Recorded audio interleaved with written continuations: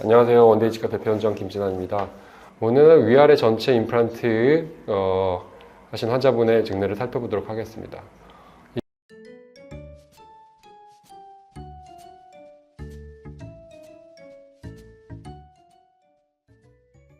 이분은 74세 여성분이고, 그 다음에 아래쪽에 치아가 4개 남아있고요. 그 다음에 부분 틀니 아래쪽에 쓰시고 위쪽에 전체 틀니를 쓰고 계셨던 분이세요.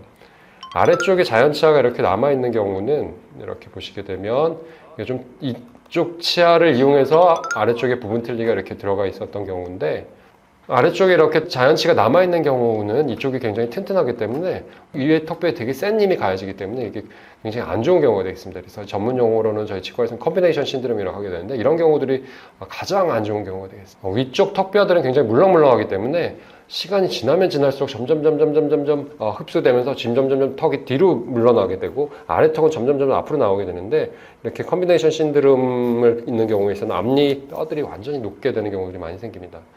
그래서 하안목을 보게 되면 위에는 굉장히 많이 꺼져 있고, 그 다음에 아래 턱이 더 많이 나와 있는 경우를 볼 수 있어요. 틀니를 쓰셨을 때도 아래 자연치가 굉장히 위쪽을 세게 때려서 위에 뼈들이 굉장히 약해지고, 약해지는 상태를 알 수 있습니다. 옆에서 보게 되면 그것들을 확실히 알 수가 있게 되는데, 이제 세팔로라는 엑스레이 사진을 보게 되면 여기 턱뼈가 이렇게 있고, 이쪽에 치아가 여기 있게 되는 거죠. 여기 아랫입술하고 윗입술 차이가 굉장히 크죠.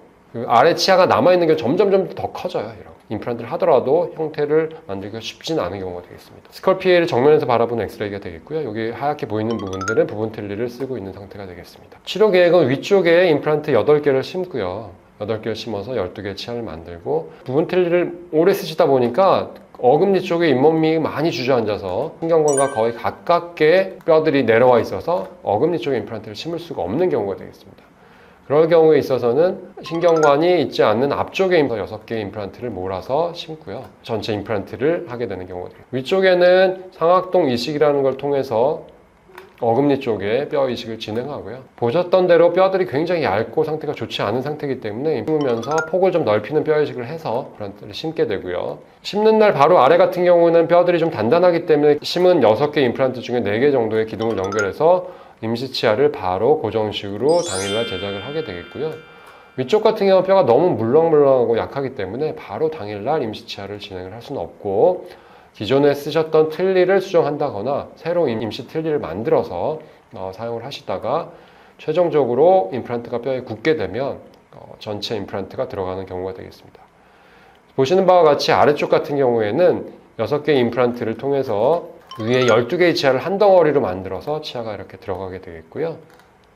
위에 같은 경우에는 앞니 쪽 이렇게 4개의 임플란트를 통해서 6개의 치아를 만들고, 어금니 쪽 2개의 임플란트를 통해서 3개씩 치아를 만든 경우가 되겠습니다.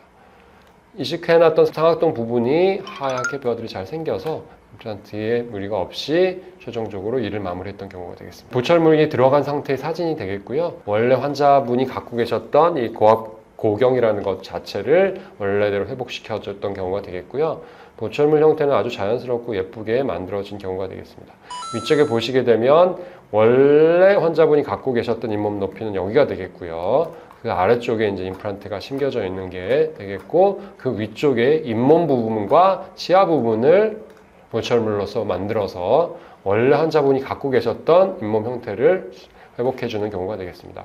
아래쪽도 마찬가지로 이쪽 부분이 잇몸, 원래 환자분이 갖고 계셨던 잇몸 상태가 되겠고요.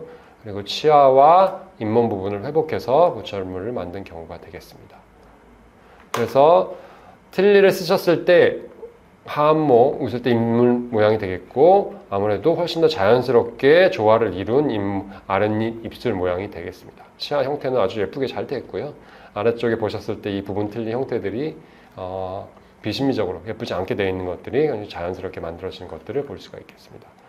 처음에 서두에도 말씀드렸던 경우처럼 이제 74세 여성분 같은 경우에는 아래쪽에는 자연치를 갖고 있는 부분 틀니를 오래 사용하시고 위에는 전체 틀니였기 때문에 이런 경우에는 위쪽 턱뼈들이 점점 약해지고 물렁해지고 흡수가 되기 때문에 쉽지 않은 경우였는데, 임플란트 수술과 함께 상악동 이식, 뼈 이식을 동반하여 진행을 하였고, 최종적으로는 자연스러운 안모를 가지는 치아를 제작했던 경우가 되겠습니다.